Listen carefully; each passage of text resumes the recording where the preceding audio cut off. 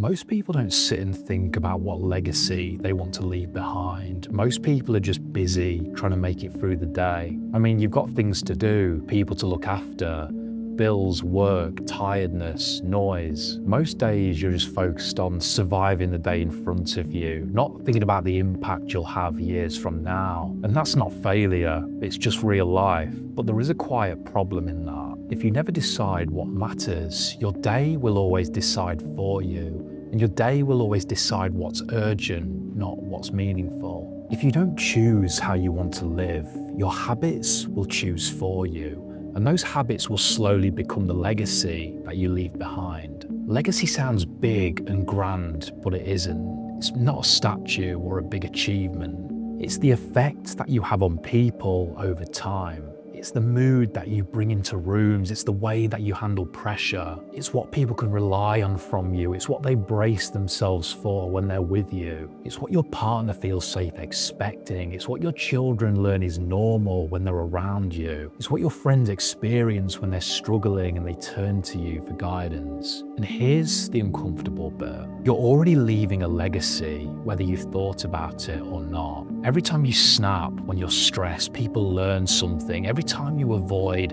a hard, uncomfortable conversation, people learn something. Every time you disappear into your phone instead of being fully present, people learn something. Not because you're a bad person, but because you're tired, you're human, and life feels heavy. Some people are carrying grief, some people are carrying illness, some are carrying money stress, trauma, pressure, responsibility that they never asked for. This isn't about pretending that life is easy. It's about noticing how you respond when life gets hard. Because years from now, people won't remember your achievements as much as they remember how you made them feel. A lot of people think legacy is about big, grand things, but for most of us, it really isn't. It's built from small behaviors that are repeated over time. And what goes wrong is simple. You're living inside a story that you didn't fully choose. Work tells you what success looks like. Social media tells you what a good life looks like.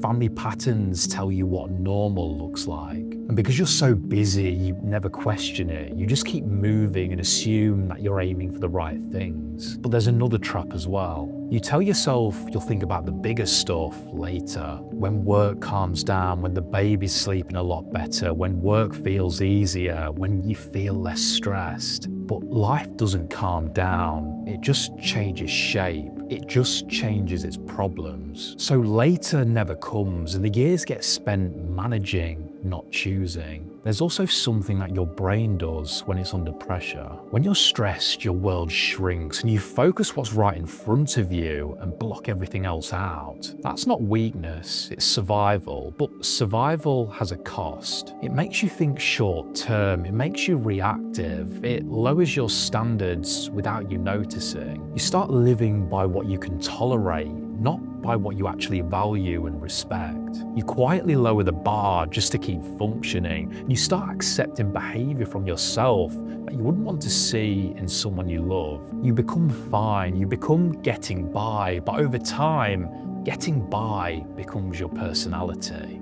So what do you do with this instead of turning it into another stick to beat yourself with? Stop thinking of legacy as something grand that you leave at the end of your life and start thinking of it as something that you practice every single day. Not in big dramatic moments, but in small repeatable choices. Start with one honest question. If someone copied the way that you live for a year, would their life get better or worse? Would they become calmer or more anxious, more open or more shut down? Would they become kinder or more impatient? And that question isn't there to shame you. It's about showing you the direction that you're currently heading in. Now I want you to choose one value you'd actually want someone to learn from you. One practical standard. Things like, I don't take my stress out on people. I say hard things instead of letting them rot. I keep small promises. Pick just one, because if you pick 5, you'll never follow them. Then build one small action into your week that proves that value is real. If it doesn't show up in your behavior, it's not a value, it's just a nice idea.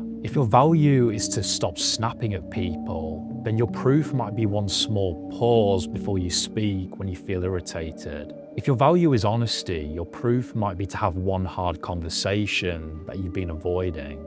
If your value is keeping promises, your proof might be to do that one small thing you promised yourself you would do. And when you mess it up, because you will, make sure you repair it quickly. A simple apology, a small reset, a return to the standard, because that's part of legacy too. People don't just learn from your best moments, they learn from how you handle being wrong. Your legacy won't be the perfect version of you. It'll be how you keep coming back to what matters, even when life is a bit messy. And if you want to keep this grounded, keep it small. When you go to bed tonight, ask yourself, what did I pass on today without meaning to? Then tomorrow, pass on something you actually choose.